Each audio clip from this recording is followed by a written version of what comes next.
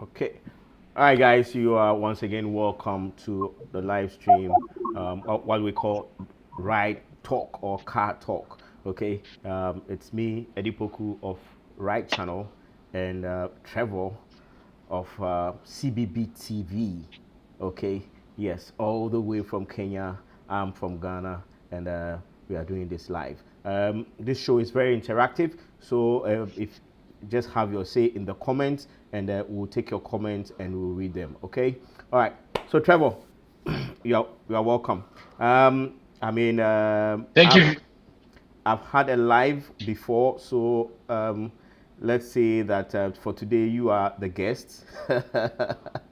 Yes. So a little bit of introduction. Both of us are going to introduce ourselves, but you go first.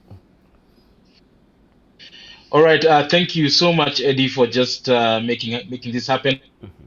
It's East versus West. Yeah. Bridge the gap when it comes to motoring in Africa, and quite excited to do this for the first time. So, Good.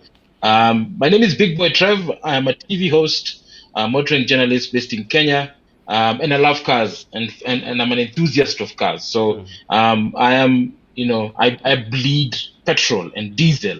Like I'm the car guy on this side. So I'm happy to connect with Eddie, who's also a petrol head as well. And I look forward to having engaging discussions and topics that affect the African continent and beyond. So Great. thank you so much for just having me on your side. All right. Yes. Yeah. All right, guys. So I'm Eddie Poku of Ryde Channel. Yes, I'm also a car and motorcycle guy, an all-round petrol head. I mean, if you are familiar with my channel, you know the things that I'm into. And a few days ago, yes, I had the opportunity to meet Trevor, and we struck a very good relationship.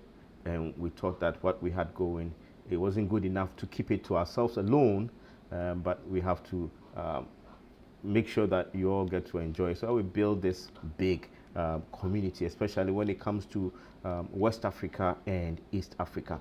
Now, for us in Ghana, the motoring scene, as the industry itself, as well as the enthusiasts community, is building every day. We see a lot of big things happening each and every day.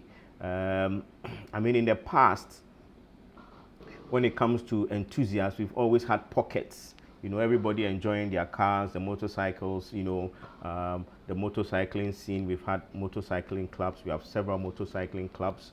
Okay, we've had our fair share. Then now the car clubs also are springing up, and they are becoming stronger and stronger by the day.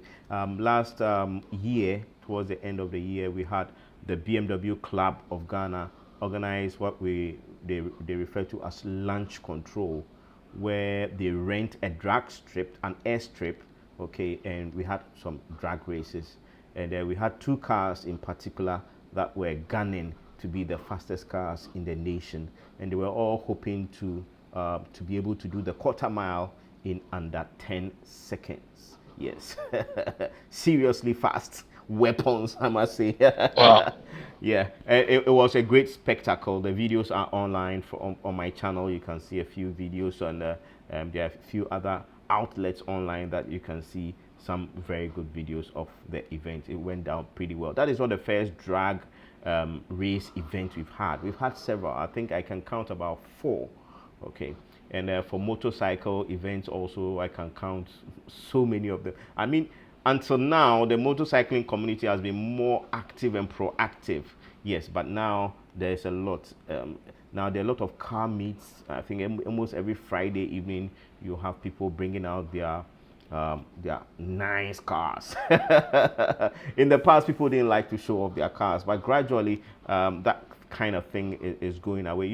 A Ghanaian community, people talk a lot. So a lot of time when people have these special, expensive, exotic cars, they tend to not to make noise about them. They tend to enjoy them in the quiet. But in recent times, since a lot of people are coming out, now the community is coming out, and you see pockets of gatherings where a lot of really, really expensive cars. And I must tell you, Ghana has very, very healthy exotic and supercar community. I mean, mention the cars, the McLarens, the Bugattis. We have a Bugatti Chiron. We have with the AMGs, the GTRs, the Turbo S's, the BMW F90. We have almost everything that you can think about. Some have them, but they don't really move them. The Ferraris, everything is here, you know. But I mean, gradually we are building the community up, and the knowledge base is also strengthening. The thing that we seek to do now is to build a motorsport community. For the off-road community, the off-road community too is very strong. I have a video on my channel I did with the Black Bullet, a friend of mine who calls himself the Black Bullet. He has a what do you call it? A Toyota FJ Cruiser that is kitted up for off-road, and he and his buddies go out Sundays, hit the mud trails, and I had the opportunity to go out into the bush with them one weekend, and it was solid. Yeah. So a lot of things are coming up, and I think I know that yes, I know there's a lot going on in Kenya. So Trevor, you take up and tell us what is going on in the car scene in Kenya.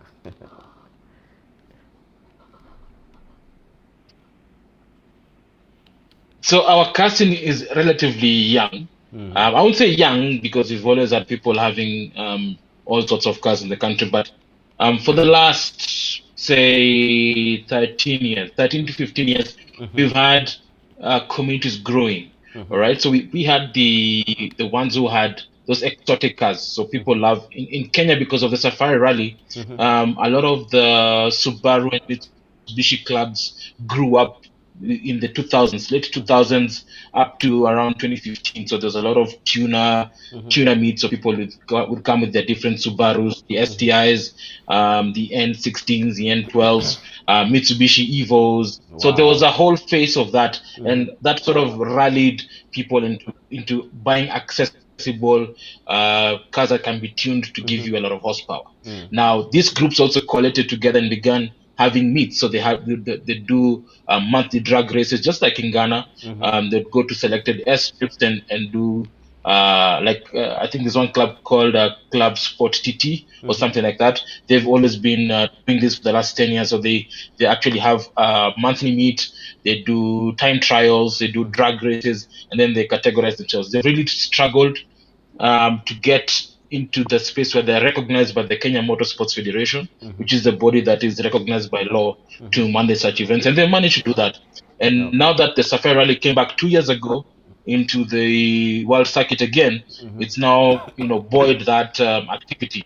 Apart from that, we also have individual brands, people with normal brands that collate together. So, for example, the most popular SUVs in Kenya could be Mazda CX-5, for example. So there's a Mazda CX-5 club, and they do charity runs, they do road trips together. There's a Subaru Forester Nation. So the people have collated around the brands, and they're very strong, including BMW, Mercedes, and they have meets and they have events. So it's pretty vibrant at the moment, and of course now everybody is trying to outdo each other. But for me, from where I sit, I see progress that people are actually now recognizing that motorsports and motoring now is an integral part of the society. I couldn't be happier because I've watched this progress going through and through. And of course, we always anticipate that in the next 10 years, we're going to be big, and you never know. There might be an East versus West collaboration. We have our guys going to Ghana and your guys coming to Kenya and doing a big event. So it's all in the works. So I'm pretty excited about that. All right. Yes, it's all in the works, and very soon we're going to be having some big things happening. So watch this space. Watch this space. Now, Trevor, I just want to say, I mean, yes. We also met over Formula E, and we made a few videos about Formula E. You mentioned that in Kenya you have a federation that moderates all motorsport activities. Yes, in Ghana we don't have, but I know that there are people working on it. They've been working on it for a couple of years now, and I'm hoping that very soon it become official. And one of the things that the community we've been talking about is not, I mean, we've done a lot in terms of very expensive builds, very, very powerful 10-second cars, which is crazy, you know. I mean, I have videos of that I did talking to the main guys at the launch control who had cars that could break the 10-second mark, you know, and the things that they had to do in order to get their cars there. And I mean, not all of us can afford to have the funds, the time, and everything to go there, you know. So for me and some of the people that I've spoken to, we are trying to build a grassroots racing community, you know, where you can just take some clapped out car, you know, for very little money, something that you can do a few things and go out to the to some flat lands, you know, dirt tracks and just hoon around, you know, and have some fun, you know, at the weekend, you know, and gradually build a community to a place where we can even have TV rights and all those things coming into it, which is where everyone wants to get to. Yeah.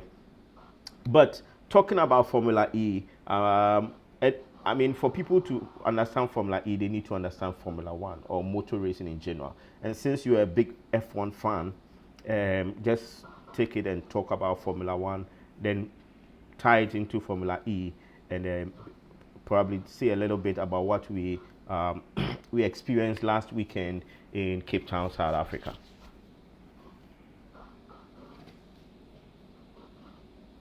Well, thank you, Eddie. Last like 30 minutes ago, the first race of 2023 just ended in Bahrain, and we've seen Max Verstappen and Red Bull dominate the rest of the field.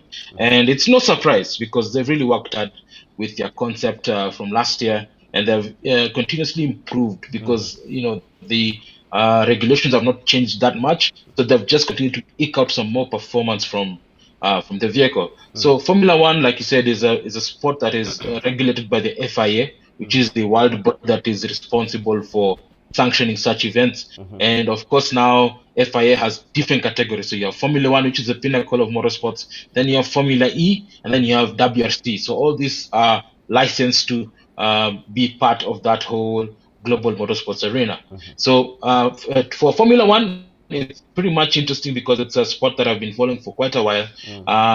And of course, we've seen seasons. When I say seasons, we've seen different generations of race of champions of brands coming and going and coming back again. So, for example, if you were a big fan of Michael Schumacher, Ferrari were dominant from year 2000, 2005, and then their time lapsed. And of course, it also coincides with the change of guard. Of course, there's a younger generation that comes in, likes of Alonso, who came in to replace Michael Schumacher, and of course, the regulation changes. So moving from V10s to V8s, and then obviously now we came into the era of Lewis Hamilton. So Lewis Hamilton started his career, and at the same time, Sebastian Vettel was also coming in through Sauber and joined Red Bull Racing, and he won 4 titles. And then it came to the Mercedes era, change of guard again. So Mercedes have been very dominant for the last 7 to 8 years with their vehicle, and then now the regulations have changed. So it's Max Verstappen now who's now the favorite to win for the next couple of years. So it's been a season of changes, and with that you get to understand the sport quite easily. So right now, for example, there was a general decline of Formula One popularity between 2000 and 2010. All the way to 2017. So when Lewis Hamilton started picking up, and then the big fight between Max and Lewis heralded a change in terms of how can people actually decide which is the best team that will win the championship. So it's been very interesting to see what other people are doing. So apart from that, this year, one of the many things that I've talked about in terms of changes of regulations is that Red Bull seem to have got the concept right, and they ran away with the title and driver championship, which is well and good. But we expected teams like Ferrari, who were very resurgent last year, would at least take up a step and bring the fight to Red Bull. But unfortunately, it looks like over the winter, Red Bull are the ones who managed to eke more performance, and Mercedes and Ferrari look like have taken a step back. We've seen Aston Martin, which is a surprise entrant, have taken a step forward and actually are the second fastest team right Yeah. now in Formula One. So it's going to be an interesting season, and quite happy to see that. Now, as we move towards Formula E, so last week we had a chance to visit South Africa, Cape Town, for the first inaugural Formula E event south of the Sahara. And I can tell you, we had a good time with you, Eddie. And for me, what was very interesting is the fact that the Generation 3, which started this year, the speeds that at which these cars are going are similar to what Formula One is. And of course, now with the added benefits of one, trying to trickle down the effect of battery use into normal everyday. So we remember road to track concept that Yeah. we discussed earlier in our previous videos. So for me to see that there's a lot of excitement around Formula E, and of course now we can't avoid the fact that the world is moving electric. In the next 2 to 3 to 5 years, we'll be speaking electric all day, every day. So for me to witness that in Cape Town in Africa, we had a good time. I don't know about you, but what do you think about that impact that you felt, and perhaps Ghana, prepping Ghana for that electric vibe is? Yeah. I mean, it was an awesome experience. I mean, a lot of times when you think about Formula E, the next thing that people think about is that, oh, there's no sound, you know. Yes, but I mean, for those of you who have seen the video, you could hear the cars, you know, and when they pass by, I mean, they don't have the roaring sound of a V10, but they have their unique, you know, sound, the way the aerodynamics works, and the whoosh sound that comes around when it passes. I mean, it's an awesome experience, and I think that it's something that we all have to follow. And compared to Formula One, I think that there's a lot of action. There's a lot of action. There's a lot of action because of how close and tight they race, the very nature of the city streets. It's a city streets track where the city is turned into a racetrack. So the bollards and the fences are laid out, to make the track in the center of the city. So as you go around, as you watch, you get to see landmarks in the city, which for me, I think is awesome. It's an awesome spectacle. I mean, we don't get to travel to Sao Paulo, travel to Hyderabad, travel to here, travel to there, but just by following Formula E, you get to see these places, closely. And for me, it's exciting. It's exciting. And I mean, we also had the opportunity to go to the pit, talk to the drivers, talk to the engineers, and if you see what goes on, I mean, it's awesome. With Formula One, pinnacle of technology. Now they have the DRS system where there's an electric turbocharger, there's a conventional turbocharger, and there's a battery somewhere. Then you have the engine itself, 1.5 liter, making so much power, and it's interesting. But on the other side, when you look at the Formula E, it has its own level. It has its own level of excitement. It has its own level of knowledge base, that once you get to know and learn about these things, it creates its own level of excitement. And I think that one of the things, I mean, you mentioned that Formula One had a bit of a decline in the 2017s, and I think that when Benny Ecclestone was in charge, he was very much averse to social media. I mean, even the pits, cameras were not allowed in the pits in those days. And I think that at that time, social media was building up. And since Benny Ecclestone didn't like that, it pushed everything, it pushed everything down, and the acceptance by the Gen Z, the millennials, who are now the people who are out there, caused the decline.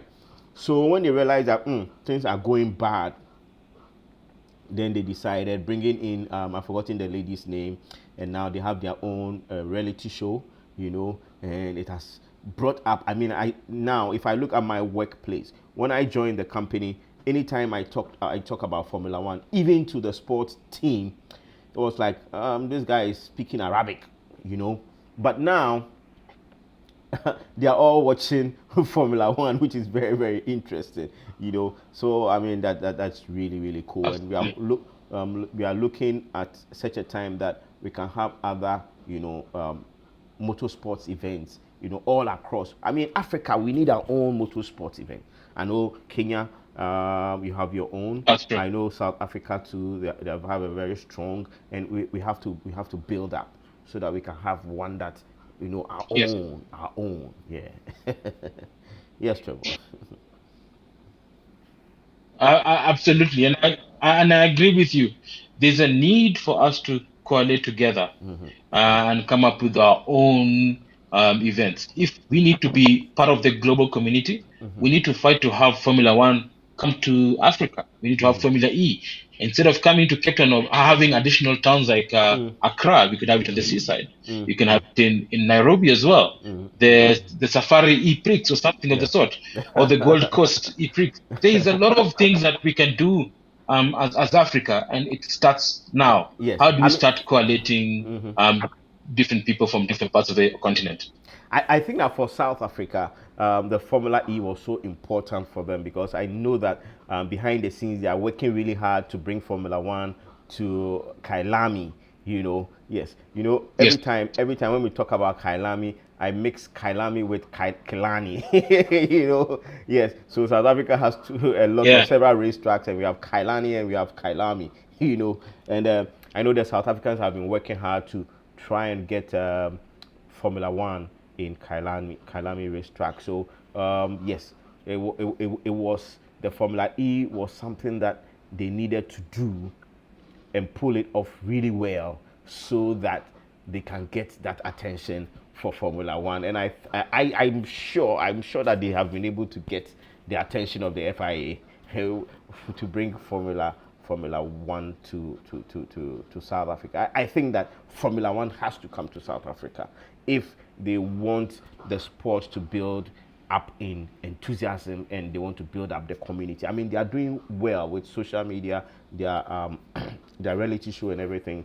But Africa, we need to have Formula One south of the Pacific. I mean, you can go and put it somewhere else in Absolutely. Africa, but to get the needed effect, it has to go to the proper Africa. Yeah. The real Africa, the real Africa. No, absolutely, and I agree with you. If you looked at the organization of that Formula E event that we attended, it was world class. There was order, there was safety for both people who are watching, the teams, and we never heard of any incident that happened. And I think that was a proper bet to show that we as Africans can actually manage to host such an event. And of course now you have Formula E in South Africa. We have WRC Safari Rally in Kenya, also a very well organized event. Then we need to have something in Ghana. We need to have another Formula E event in Accra. Next time we do it also in Abidjan or Morocco or Egypt. The real Africa. We need to see proper arrangement, and that can only happen if we all begin to coalesce our ideas together. We speak as one voice, as one community. So if you're uniting motoring community in Ghana, in Kenya, in Nigeria, in Tanzania, in Zambia, all these countries do have some form of association. We need to begin to embrace each other and see the benefits why popularity is high. People in Africa watch Formula One a lot. In Kenya, for example, Formula One, the last 2 years has been incredible. Right now, Kenya and Ghana have similar cultural behavior. So, for example, I know in Ghana people go to clubs and bars to watch soccer, which is the same thing here. People will go and watch their favorite team, if it is Chelsea or Arsenal, they'll watch it.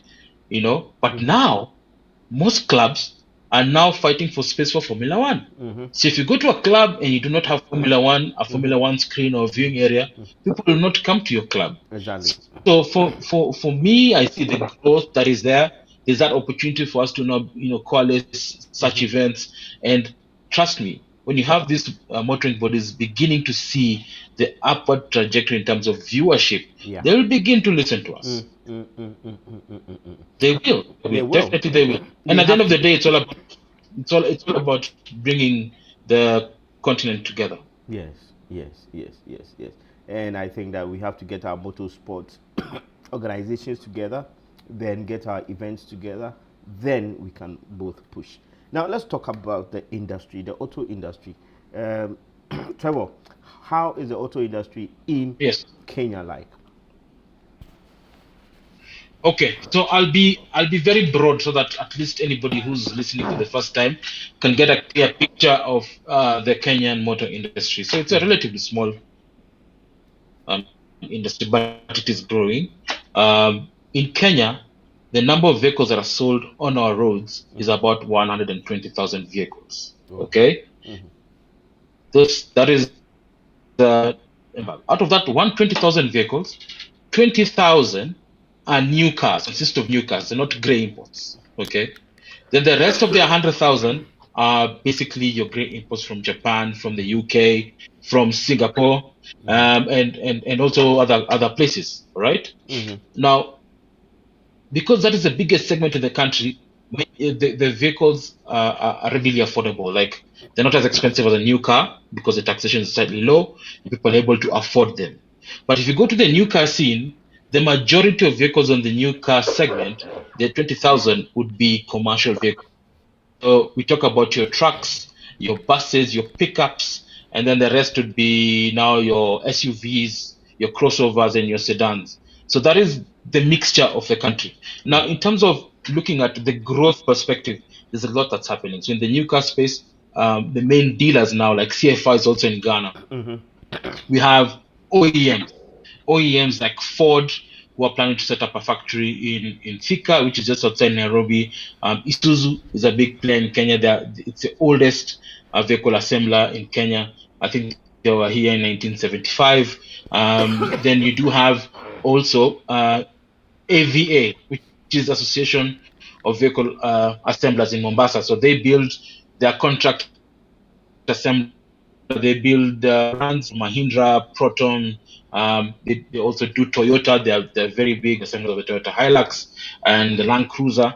Plus, you also have different trucks. So you have Daewoo, Tata, Scania, Volvo. So the big boys are literally at our coastal city. Then you have KVM, which is also a big one. It is partly owned by the government. They assemble Mercedes-Benz trucks and buses. They also Okay. assemble Peugeot. So the 508, the 3008 is also assembled there.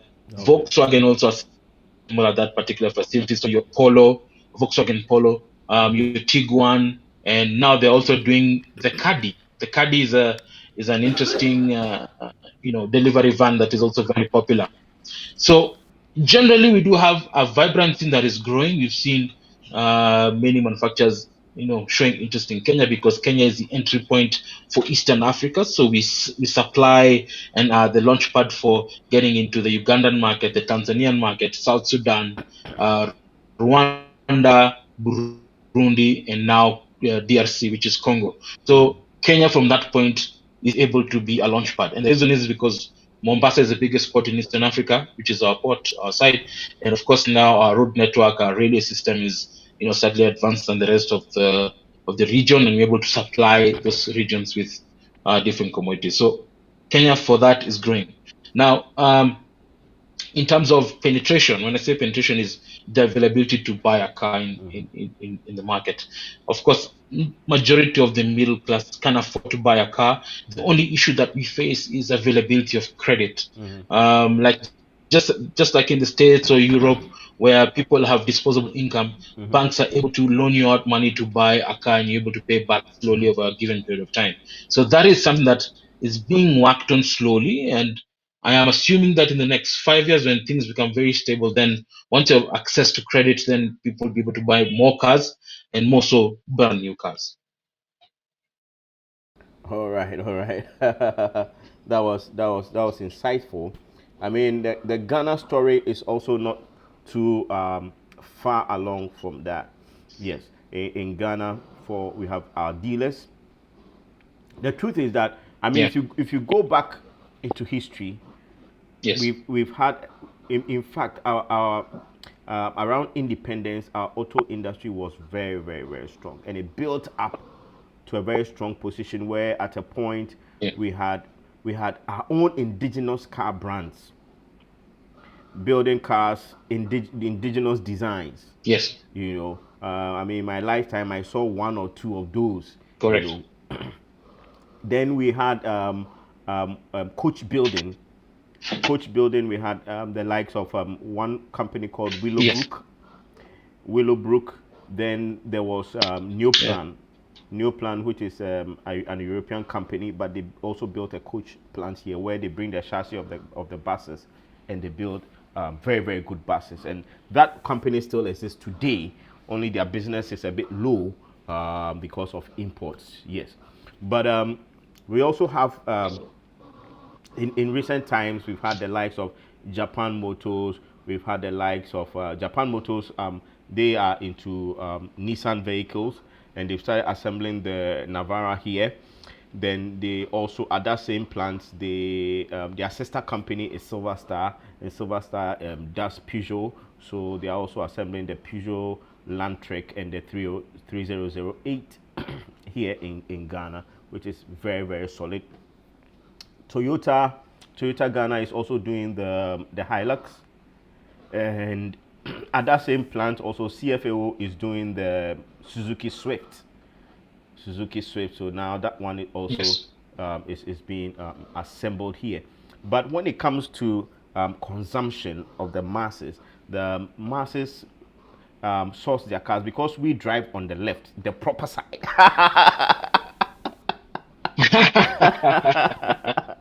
Yes. So we source our cars mainly. I mean, in the instance of grey imports or salvage imports, we source them from the States and the Canada mainly, and sometimes also from Europe. Yes, but mainly now the market, the way they've built their supplies, they get a constant stream of cars from the US and Canada especially. Yes, and like the same in Kenya, the main reason is money. Yes, a lot of Yes. homes don't have what it takes to be able to afford to buy a brand new car from the dealer. But the idea behind all these Yes. local assembly is also to build up the financial institutions to support by way of financing so that the assembling companies assemble the cars, then the finance companies, based on your background, your work, and everything, then they are also going to support you with finance in order to be able to afford to buy and get into these cars. So that is the idea, and I think that up until recently, that we've had a few shakings in the financial sector because of the currency issues. I think that been on a track to building something solid. And I think eventually things will stabilize and people can get into. I mean, if you look at the advantages of buying brand new cars as compared to salvage vehicles, it is very very big, and I think that the government should really push hard. Yes. In Ghana, one of the other issues that we had preventing these things from happening Uh, was uh-huh. because the banks didn't have very good solid records, you see, of following up on its customers. Yes. Okay, so if they gave out loans, for Yes. example, the addressing system wasn't good enough. So for this current government, they've done a lot in that way. Introducing a Yeah. new addressing system that is tied to GPS, and you have a new national identity system that is digitized, that is also tied to that same address.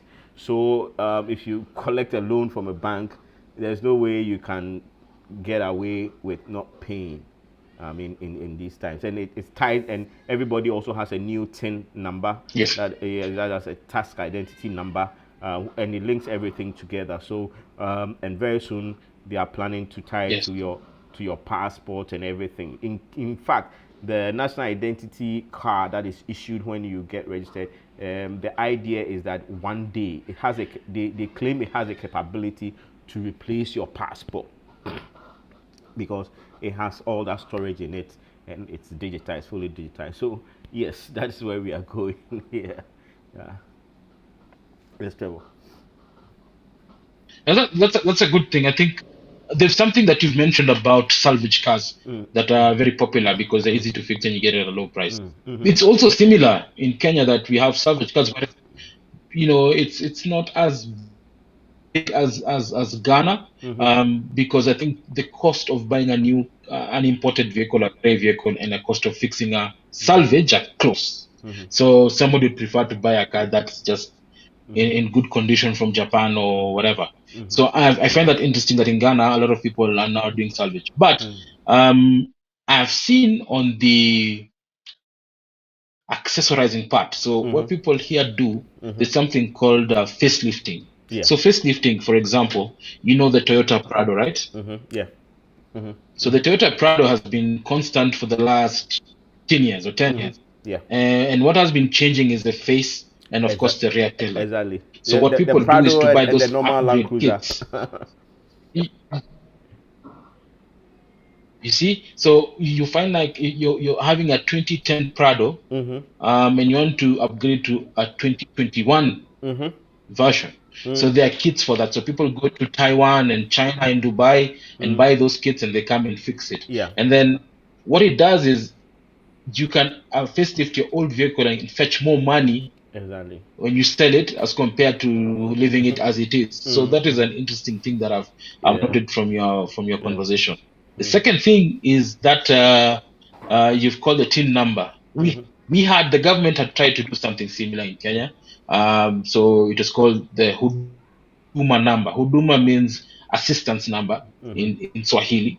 So it is a number that is tied to every single thing about you. So from your birth certificate, your identification, your school certificates, your PIN, which is used by the tax agencies to follow up on your taxation, your birth certificates, your passports, everything is linked to one number. So they are also in the process of collating that. It's delayed because people had privacy issues and etc. But I've just heard that the government is about to now push it now to the next level. Probably by the end of the year, we should have a working system, and I think it's a good thing.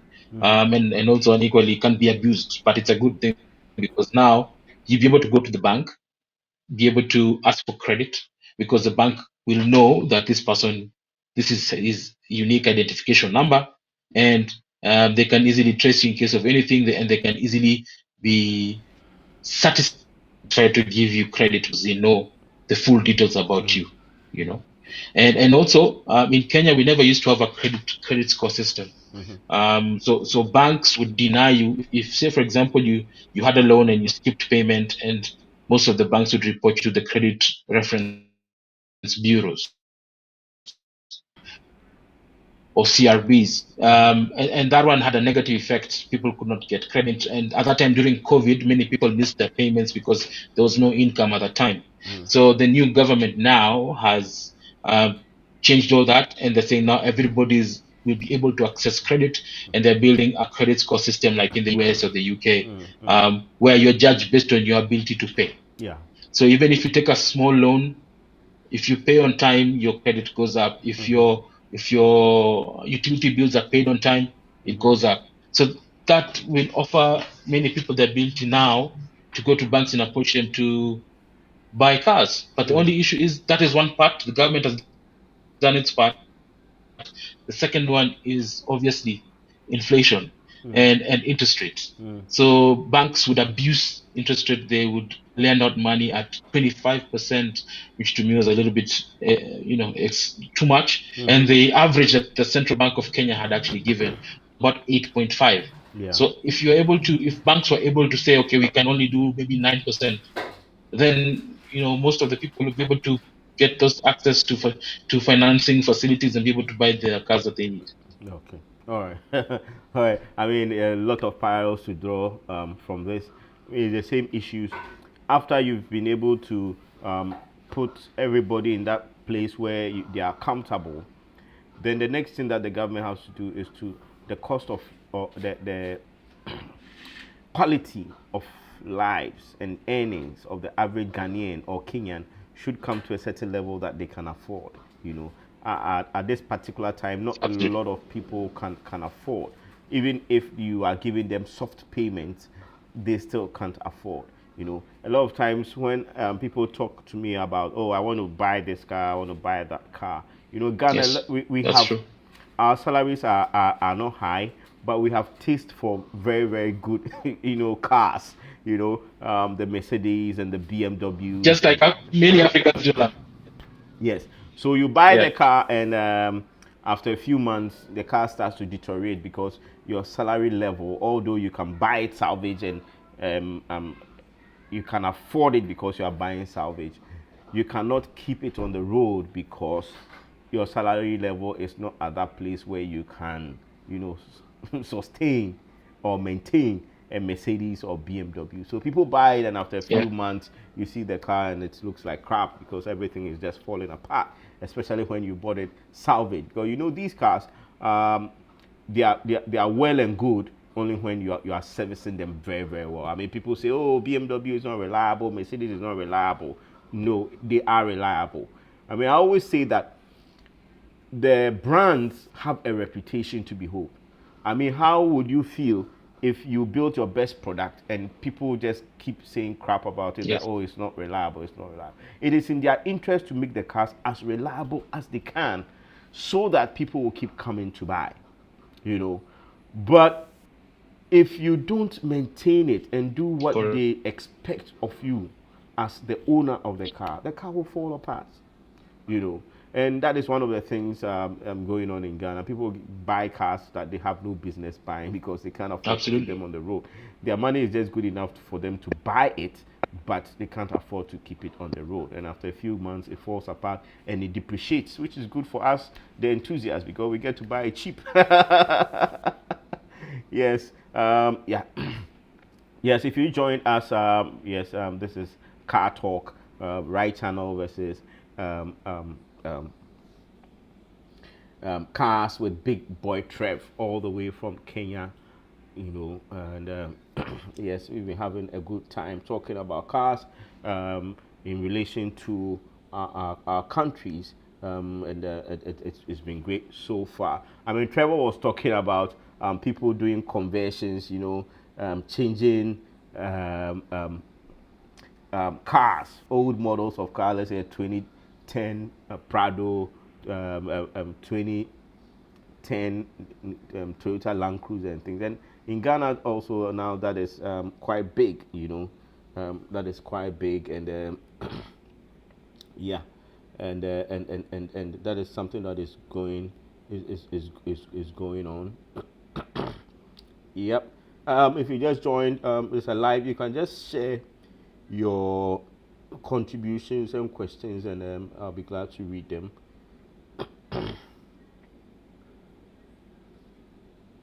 Sorry, we've lost our link with Trevor.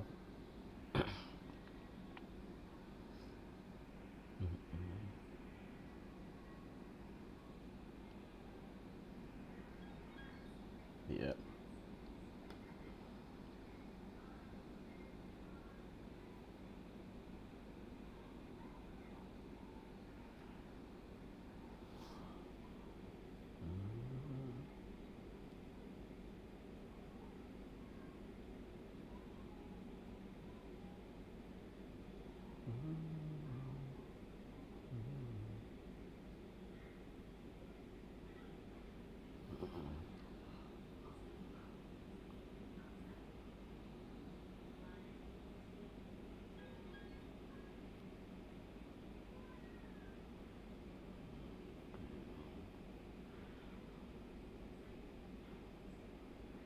Yes, Trevor.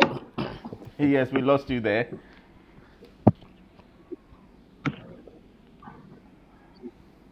Yeah, challenges of being in Africa, internet connectivity sometimes disappears on us, but we move. Yes, we move. We We move. move. We move. Yeah. Yes. I So mean, yeah, talking we about think talking about. about conversions, it's also become popular in recent times in Ghana for people to, convert their old Land Cruisers to newer ones by buying the kits. And in Ghana, it's not cheap.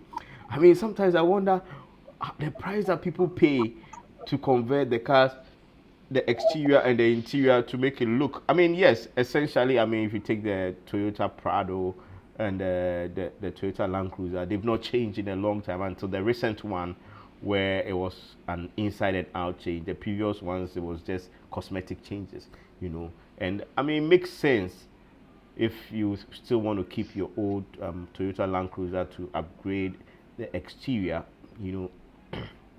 But one thing I see is that the prices are so high for these conversions, and the quality of the materials are Yeah. so cheap, which for me doesn't make sense. And but it is what it is. Yes, that is how the car scene is. In Ghana, there's a lot of ostentatiousness when it Oh, comes to it's cars. quite a, uh-huh. Yes, people like to buy cars that make them look big, Yes. you know. So they'll spend a small money to buy an old Land Cruiser, Yes. spend a bit more to make it look all shiny and new. Yeah. But we all know what that is. Yes. And, yeah. We've seen quite a number of people. Even in Kenya, we have that thing about trying to pimp a vehicle to make it look better.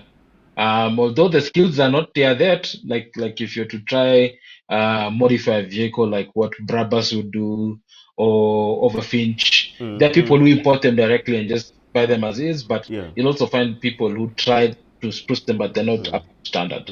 But I guess I think maybe the accessorized or pimped out vehicle from Dubai it to Kenya and enjoy. So, in fact, speaking of that, I know in Ghana there's a huge, I would say, American vehicles are in plenty. You know, your Chevys, your Tahoes, your Lincolns. I know they're very popular in Ghana. Yeah. How do Ghanaians uh, perceive American vehicles? Because Ghana is at a crossroad. You also have access to Japanese, European vehicles, and also American. So, from a perspective of anybody who's buying a car, how do you perceive, American vehicles?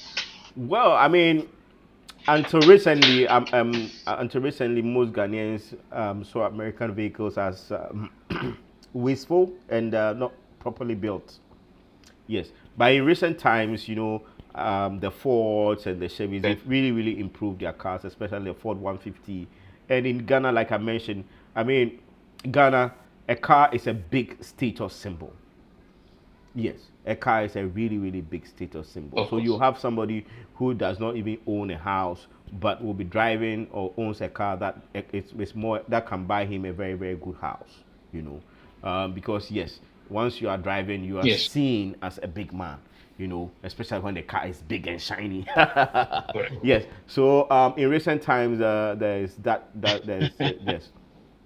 there is that there's that draw to American cars in recent time because the cars are In getting here as better. well, a lot Yes, because of people.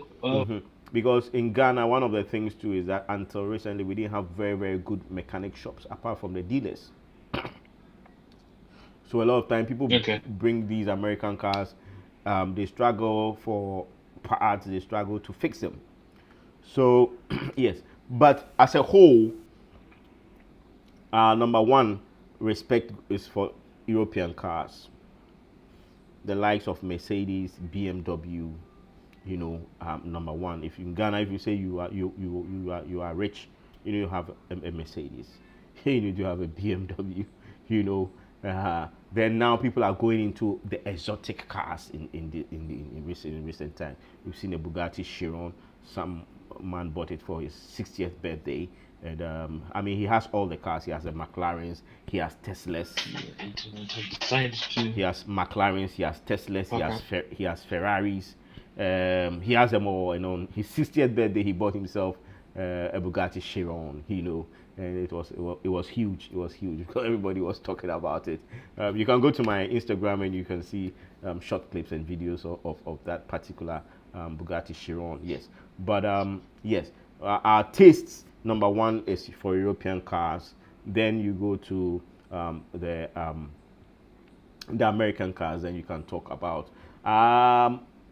the Japanese cars is our go-to cars because a lot of middle-income people, the first car that they can think about is a Japanese car because that is what most people, most families can afford. So yes, when it comes to getting a car, most people, their first cars are Japanese cars. So, and now the other Asian cars, also Korea, the Korean cars especially are making a lot of inroads, and they are very, very well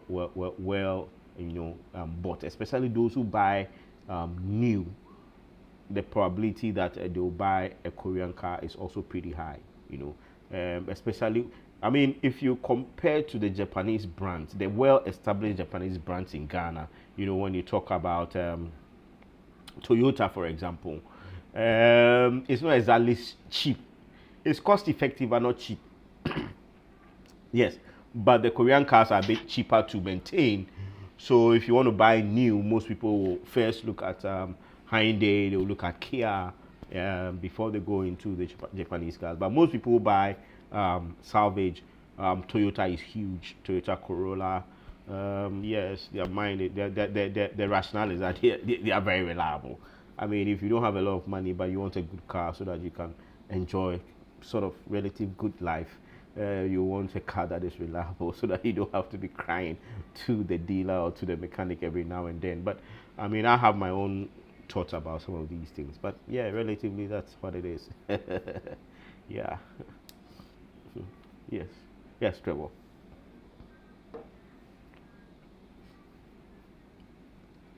Yeah. So if you are still if you are still watching, this is the Car Talk with Right Channel and You can hear me now? CBBT. Yes, I can hear you now. Yes. CBB TV. That is Cars by Big Boy Trev. Yeah, that's my man from Kenya. Wonderful, wonderful car guy. And we're having this live session. If you just tune in, just follow, and let's have your questions. Let's have your opinions, and we'll talk about them. Yes, Trevor. Yes, let's talk about Nissan, because I mean we've had a bit of Nissan in the past week, and all their technologies. I had the opportunity to experience the X-Trail e-Power in Slovenia, and I know you also experienced the Aria, you know. Then also in Cape Town, both of us had the opportunity to go out in the Qashqai and the X-Trail e-Power versions. And what do you think about the e-Power technology, if I must say?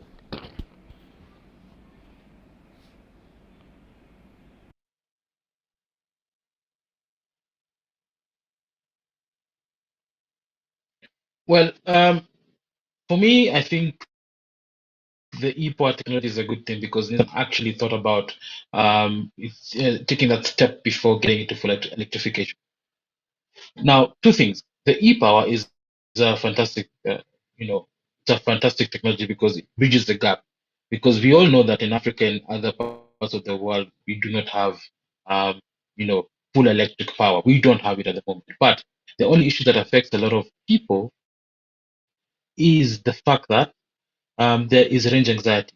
And range anxiety comes with the fact that the batteries are still being developed. It's still a long way off. And Nissan thought about it and said, most of the countries do not have charging infrastructure unless you're in Norway or Europe or the States.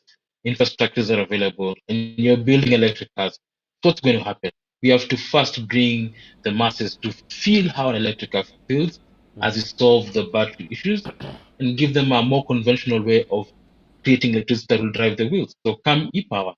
So e-power is a very interesting concept that Nissan came up with. I think it's the best and actually just gives you the ability for you to feel how an electric car feels without the range anxiety. So basically, you have an engine, a Mm-hmm. 1.5 liter turbo engine Mm-hmm. that creates a lot of power. 140 kilowatts is not a joke, but that power is not driven directly to the wheels.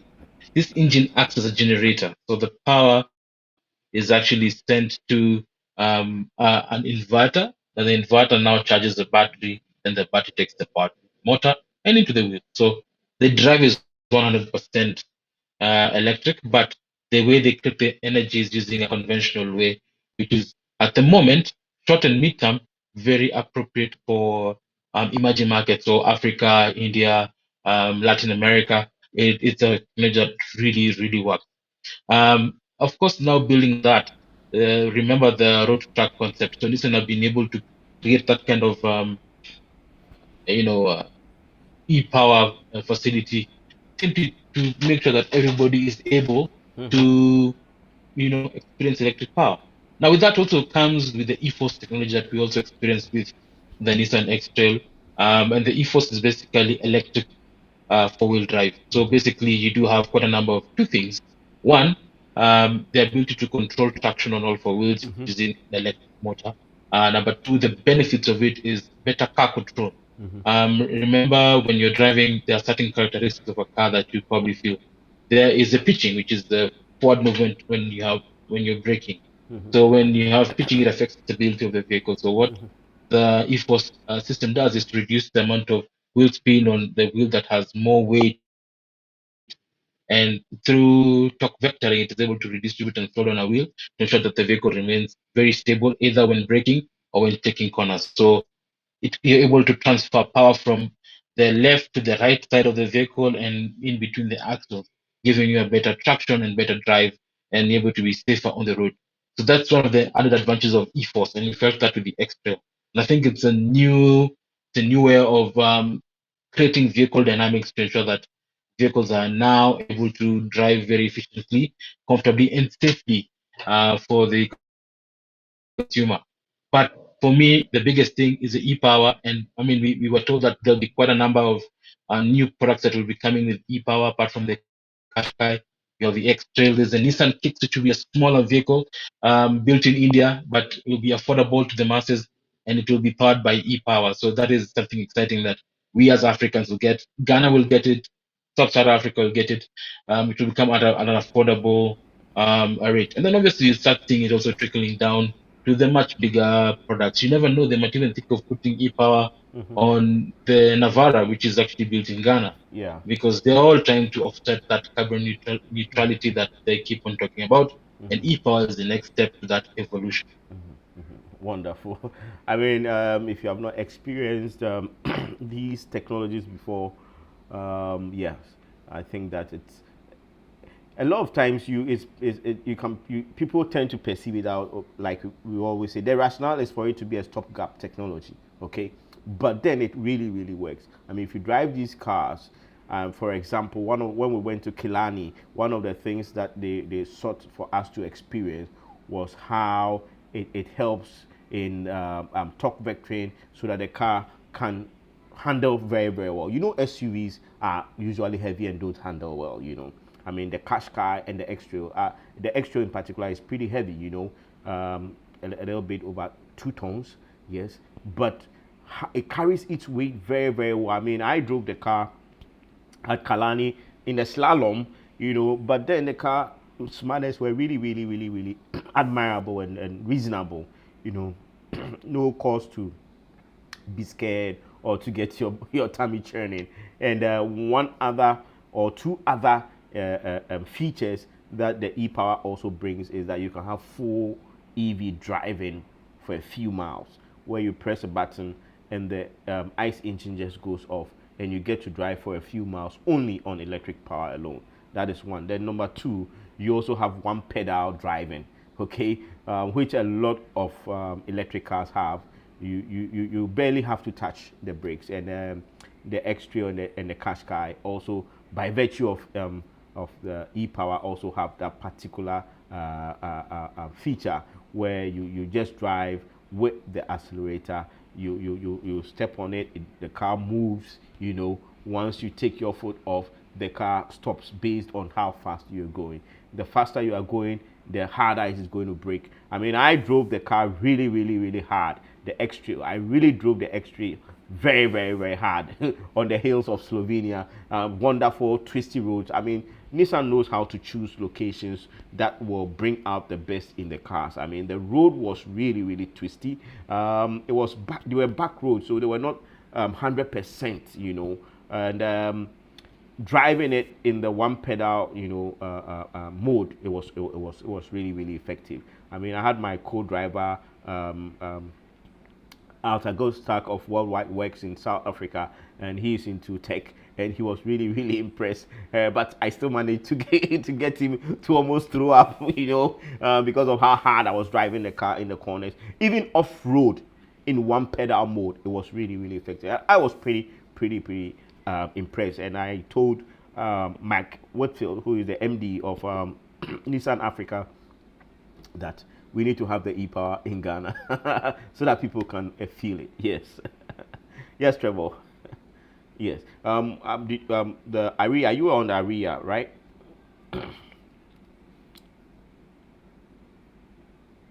Yes, Trevor. Yes. What were your impressions of the ARIA? The ARIA is Yes. full AV. Well, yes. We're on Aria now.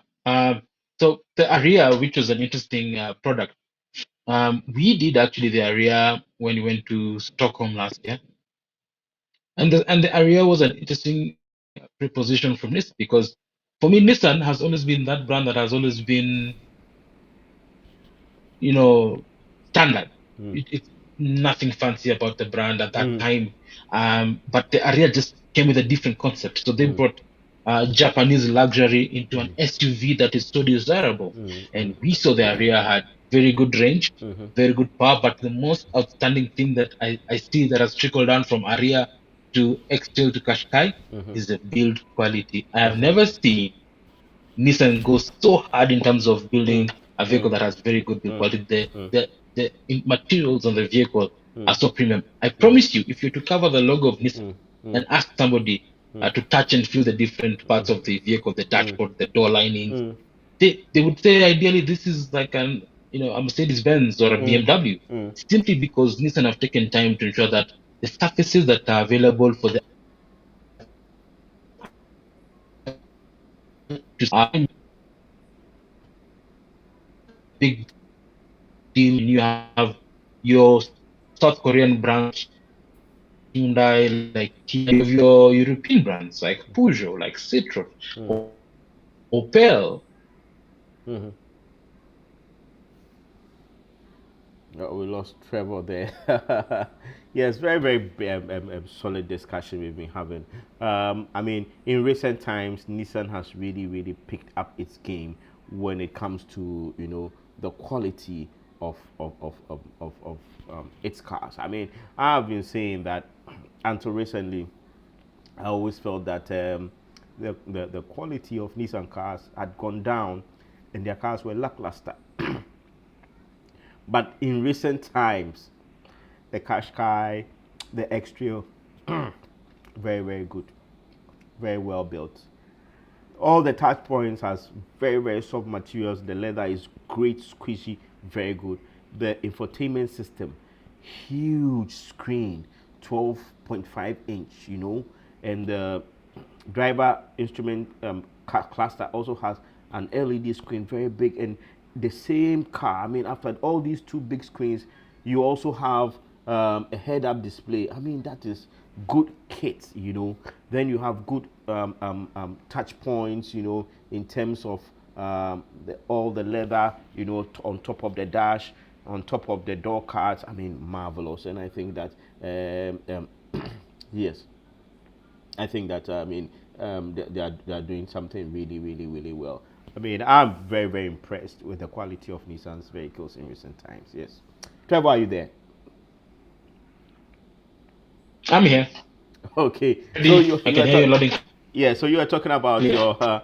your experience with the Ariya and the quality of Nissan in recent times. And I'm very, very impressed. I experienced the Qashqai, Yes. the normal ICE version in UK.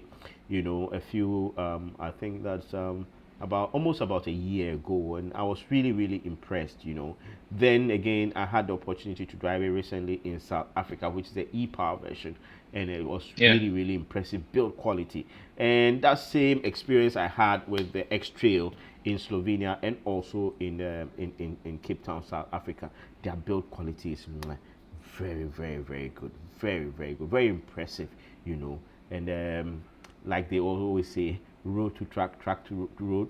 So whatever technology is in the other, whatever qualities in the other is going to trickle down to all the other cars. I mean, not every car will have the same level of build quality. I mean, if you take the X Trail and the Qashqai, they are built for a particular market, a particular pocket. So of course you have all the luxury, and apart from the luxury, just even the kits, look at the size of the infotainment display. Look at the size of Yeah. the driver instrument cluster. Then upon that, you have a very, Massive. very well featured HUD. A lot of times the head-up display It has only few characters. There's a full color head-up display. I mean, pretty impressive. Very, very impressive. Yes. I mean, I'm impressed. Yes. I'm singing the song not just because Nissan Yeah, paid. listen, have done. Nissan paid for They me to have go to. outdone themselves. Yes. Yes. That is a statement. They have outdone themselves. They didn't need to do that, honestly, because when you look at the market, the cars are in the range. They don't have all those things at that quality.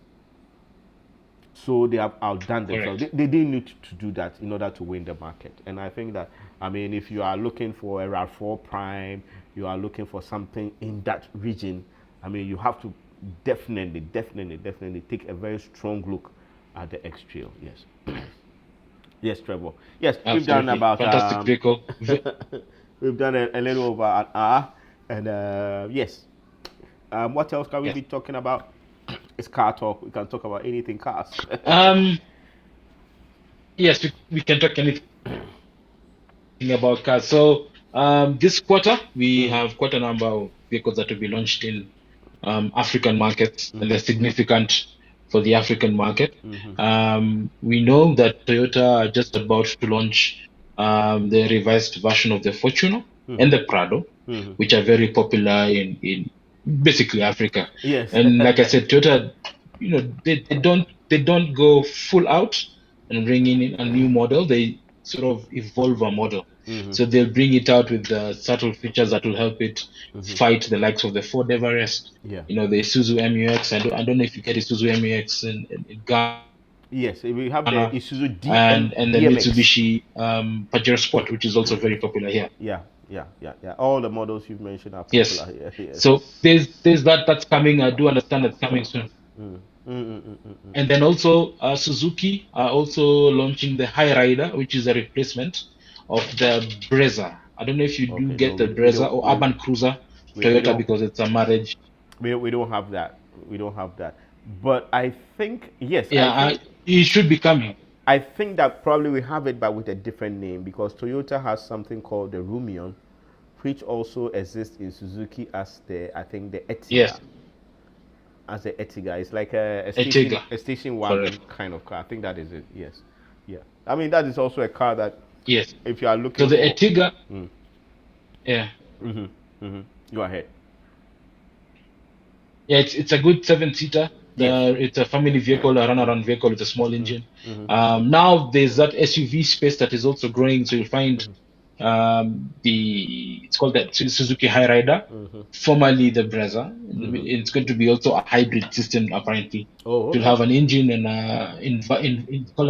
an inverted starter motor, so you'll have the ability to drive maybe 15 to 20 kilometers on battery, then to switch up to your engine when you need more power. Yeah. So that's coming, and I'm excited that's coming, and it's technology that's built in India, but ready for sub-Saharan Africa, which again is a good thing.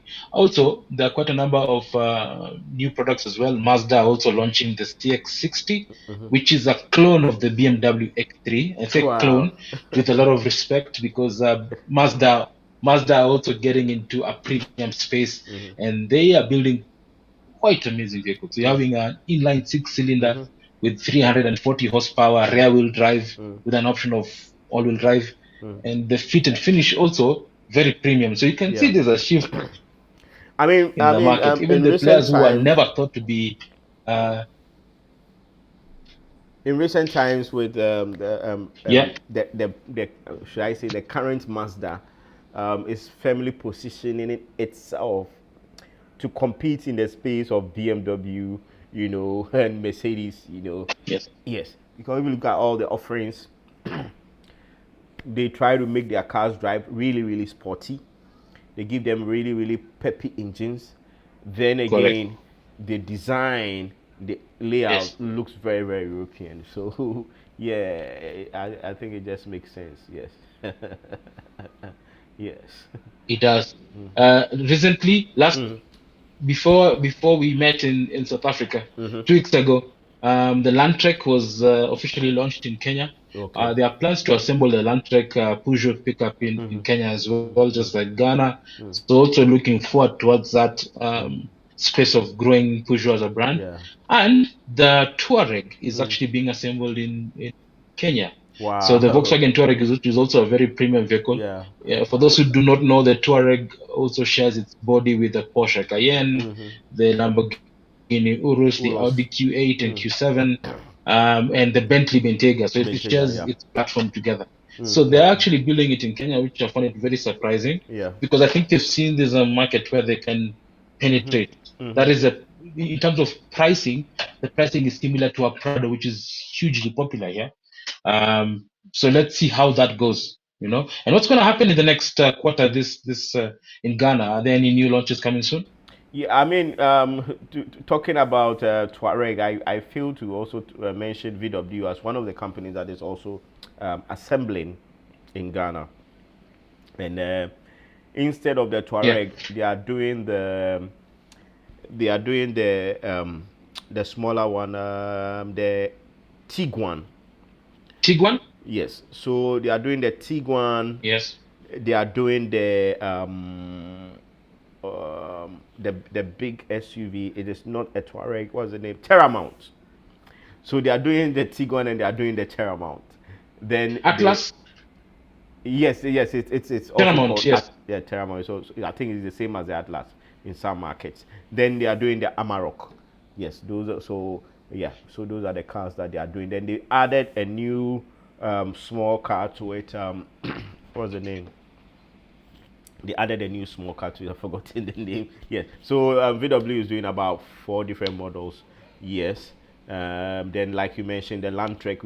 I actually reviewed the Landtrek almost about a year ago on my channel. Yes. Yeah.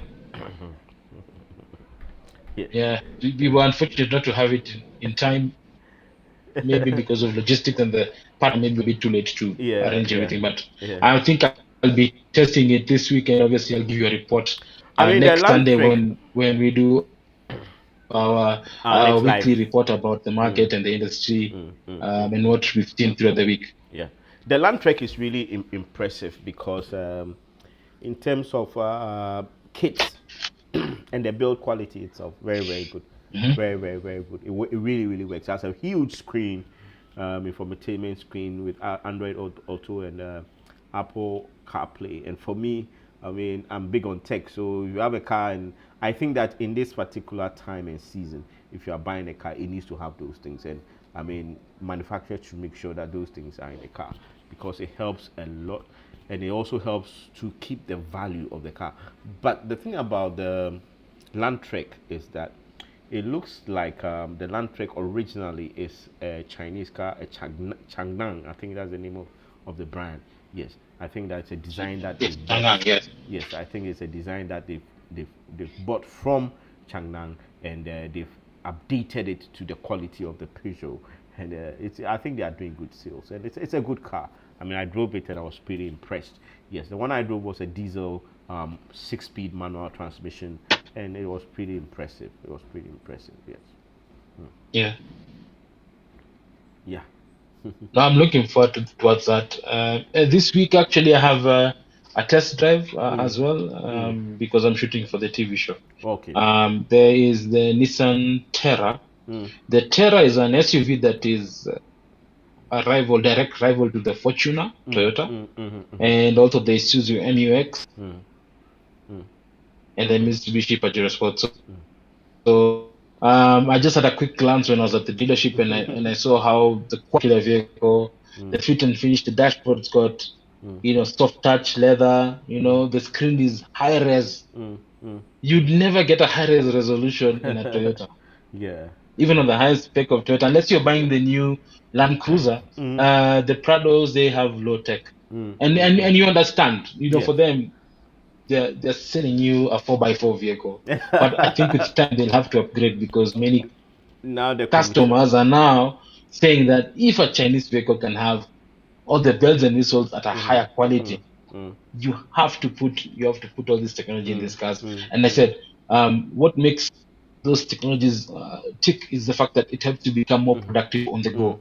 So something like Android Auto, Apple CarPlay, if you plug it in, because I normally plug regularly as I go and do my tests, it will tell you distance, it will tell you your points of interest.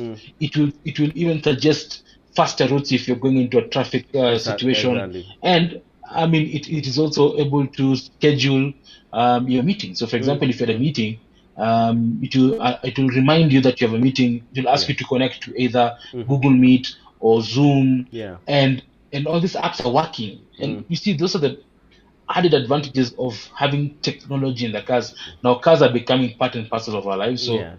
manufacturers now are forced to have these systems in the cars so that it becomes an extension of your office. It doesn't matter where you are, you can have a meeting, you can do whatever you want, you can navigate yourself into something, you can enjoy the comfort of the vehicle using the certain good music system. You can now stream music using Spotify. Many people are listening music via Spotify, and the apps allow you to do that on the car. So previously you couldn't. You either have a CD player or you use an auxiliary cable or a flash disk to listen to music. Now, with all this technology, now you're able to become part and parcel of the global arena by just using those Android Auto and Apple CarPlay. Solid stuff. I mean, I forgot to mention the Nissan Terra. Yes, so Japan Motors also introduced a Terra a few months ago. I've not been able to have the opportunity to drive it yet. Yeah. But yes, it's available in Ghana as well. Only it is not making as much buzz as the Fortuner. I mean, the Fortuner, we've seen about 3 generations of the Fortuner in Ghana, and people really like the Fortuner. Yeah.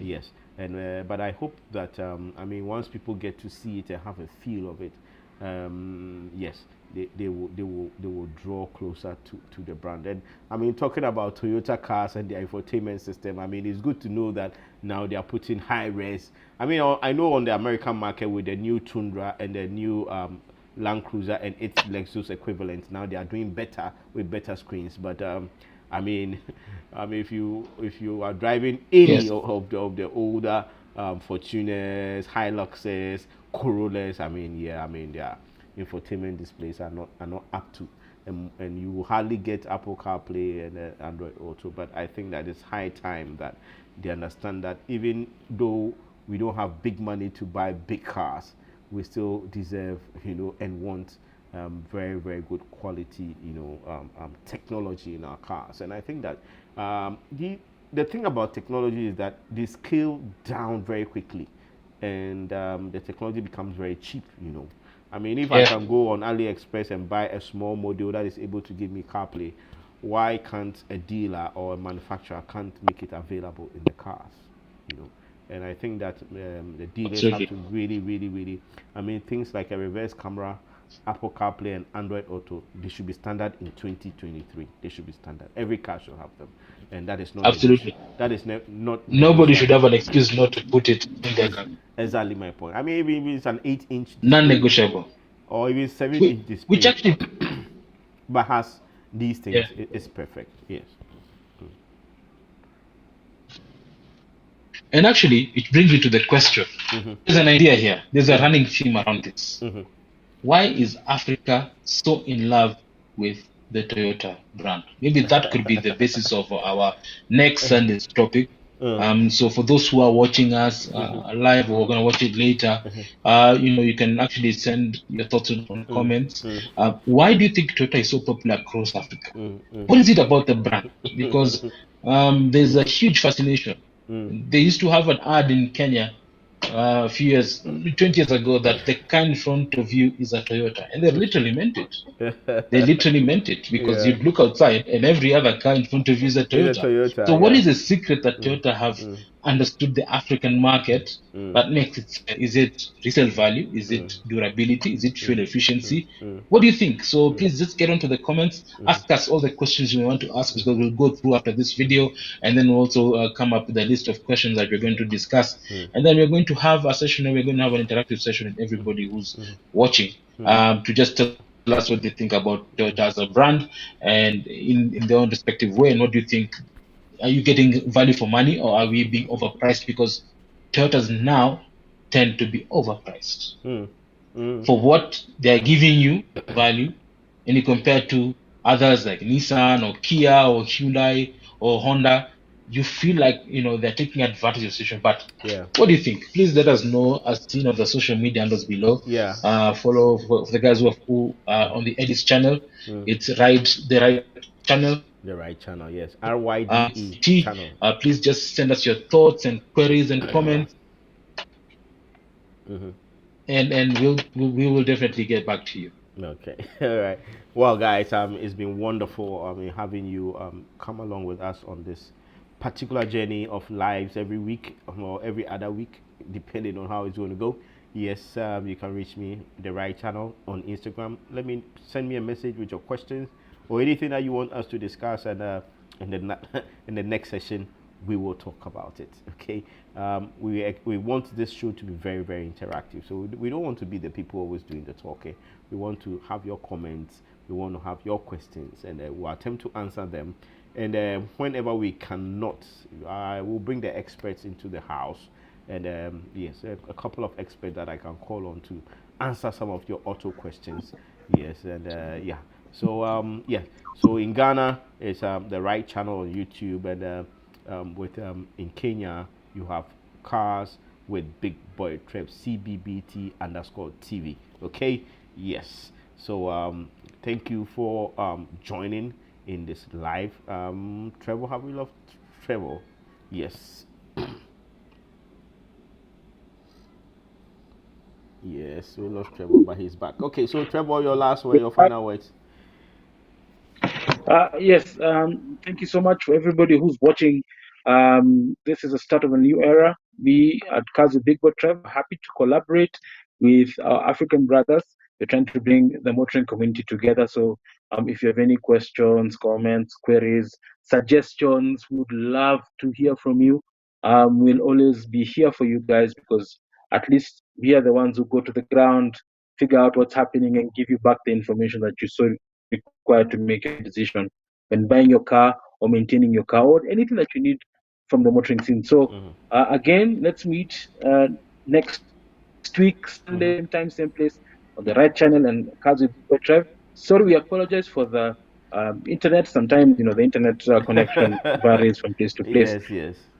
We will try to have good bandwidth and a good set. This was a start to a bright future. So thank you so much, Eddie, for hosting me on your channel. Thank you, Trevor. And I look forward to a lot of engagement with you from now onward. And let's keep pushing. All right, guys, like I always say, make sure you share, like, and subscribe to the right channel and also to Cars with Big Boy Trev. That's CBBT underscore TV. Share the channels. Talk to people about what we are doing. We need more people to be involved so that it become a very big community, interesting community. We can talk about a lot of things in the motoring, industry. Thank you, and bye for now. Thank you, Trev. Bye for now. Good night and have a good week. Thank you. Bye, bye. Bye.